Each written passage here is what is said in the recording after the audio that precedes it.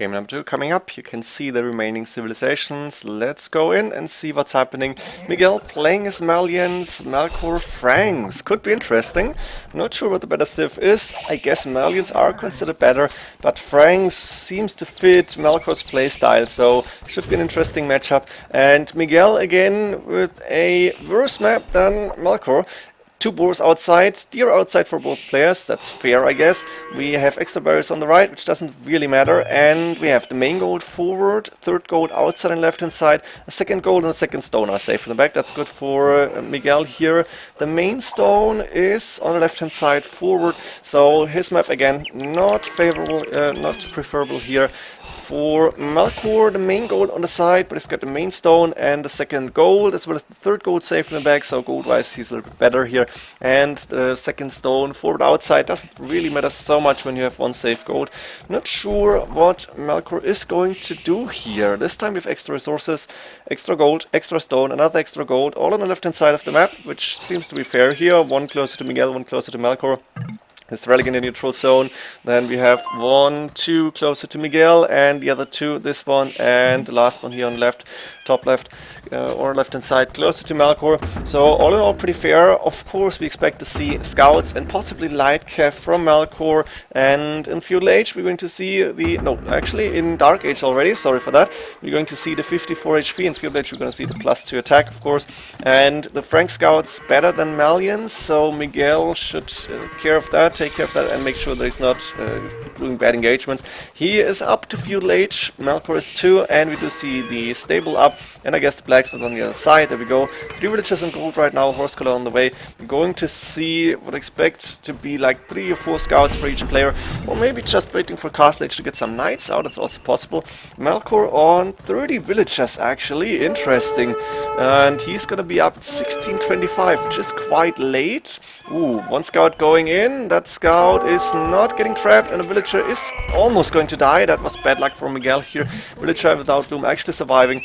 Now Melkor has 3 scouts on the map against 2 from Miguel. That means he's a little bit better right now. 5, 6 villagers on gold. Seems to be an aggressive approach here by Melkor. Is he going for extra TCs? There's a monastery coming up, TC on the stone and wood line, and the 30C waiting a little bit.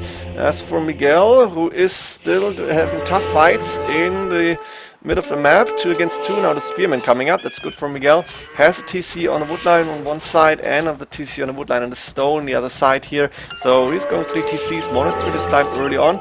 And we have the scout taking down what seemed to be a light cav here. Yes, light cav upgrade from Melkor, no surprises.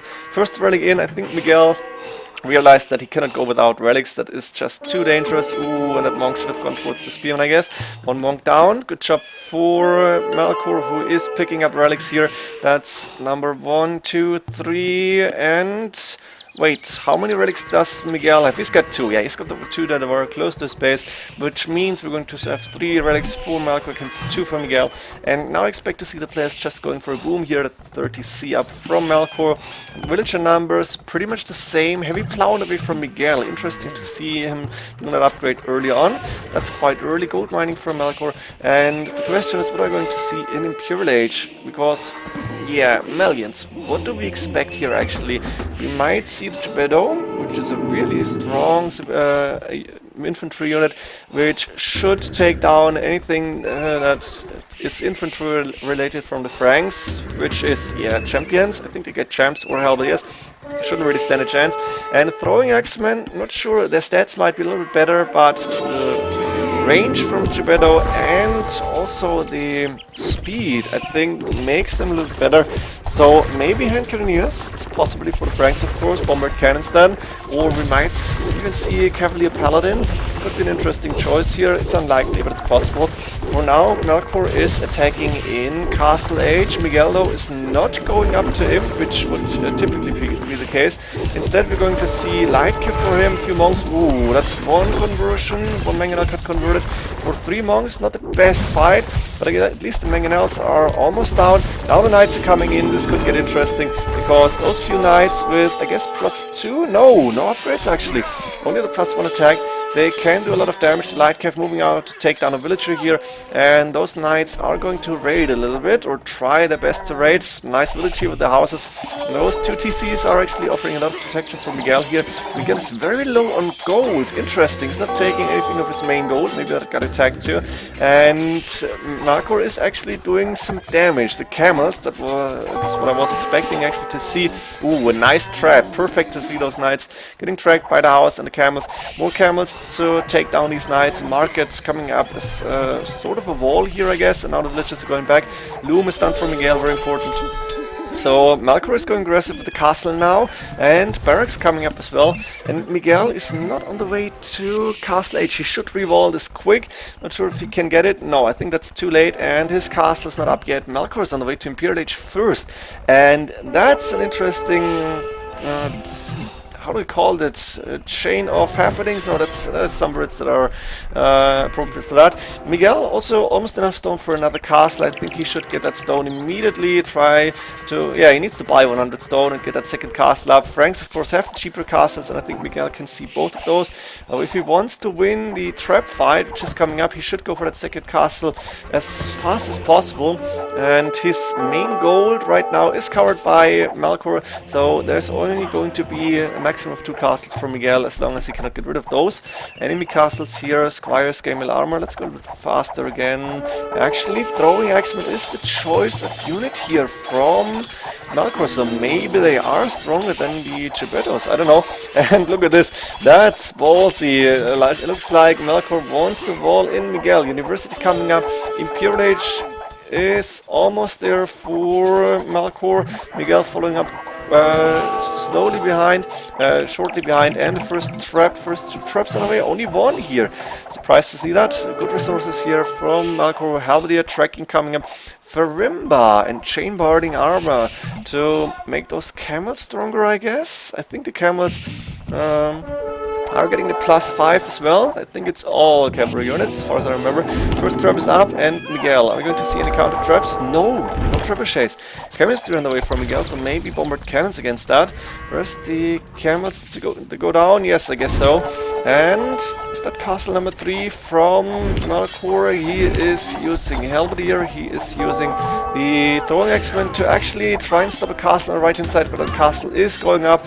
Only few villagers going down, and not sure what that castle is for. There is a few palisades to actually protect the stone. Melkor with a really nice idea here. Elite throwing axemen and cavalier on the way from Miguel. Interesting. Cavalier against elite axes, and of course Halberdier is on the field. Not sure if that's the right unit choice here from Miguel. I would have preferred to see the lead Gebetto and go with them to like counter, or I guess counter a law that Melkor is putting up on the field. Plate barding armor on the way. Bearded axe, very important to see. I think that's the +1 range. Those elite throwing axemen have 4 range right now. 70 HP, of course. The throwing axemen will be able to take down those bombard cannons. And the cavalier, 12 +7, nice to see, but there is certainly helps in the field. And there is a lot of castles from Melkor, who is on a score lead. Population-wise, he's ahead a little bit. And with the castles and that fort, he has map control, and Miguel is trapped inside his own base. That means that Melkor can take all the extra resources on the field. Now those cavalier are doing a good job of taking down those elite throwing axemen, and there's not so many halberdiers. So Miguel trying to push back a little. Low military units by both players. More of those cavalier on the way, and a trebuchet finally from Miguel, actually 2 of them, to start and attack the castles here, because you need to get rid of those castles. You need to make sure that you take your main stone and try to get map control back, but Miguel is calling the GG here. He's losing the rest of the cavalier. I guess he didn't have... he's got a good amount of resources, but he didn't want to play on. I guess he didn't have enough map control. He got a good economy, but his gold probably...